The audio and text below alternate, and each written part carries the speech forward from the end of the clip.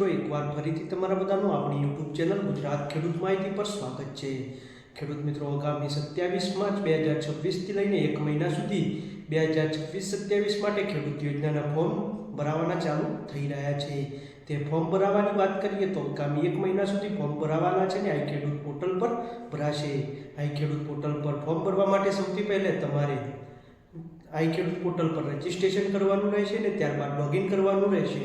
જો અગાઉથી તમે રજીસ્ટ્રેશન કરેલું છે તો તમારે ડાયરેક્ટ લોગિન કરવાનું રહેશે।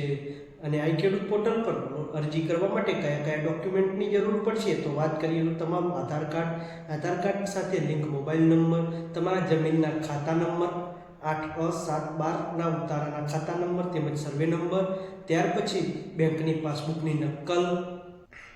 આઈ ખેડૂત પોર્ટલ પર અરજી કઈ રીતે કરશો તો તમારે સૌથી પહેલાં iKhedoot.gov.in નામની વેબસાઇટ પર જવાનું છે ને ત્યારબાદ ત્યાં તમને એક યોજના નામનો ઓપ્શન જોવા મળશે। યોજના પર જઈને ત્યાં તમારે ખેતીવાડીની યોજના પર ક્લિક કરવાનું છે। ત્યાં તમને 148 કરતાં પણ વધુ ઘટકોની અરજી જોવા મળશે। તેમાંથી તમારે જેની પણ અરજી કરવાની હોય તેના પર સિલેક્ટ કરવાનું રહેશે અને સિલેક્ટ કર્યા બાદ તમારે ખેડૂત એકાઉન્ટ લોગિન કરવાનું રહેશે ને ત્યારબાદ જો તમે અગાઉથી રજીસ્ટ્રેશન કરતી વખતે તમામ વિગતો ભરેલી હશે તો ઓલરેડી ફિલઅપ થઈ ગયેલી આવશે તો તમારે વ્યવસ્થિત રીતે ચેક કરીને સબમિટ કરવાનું રહેશે।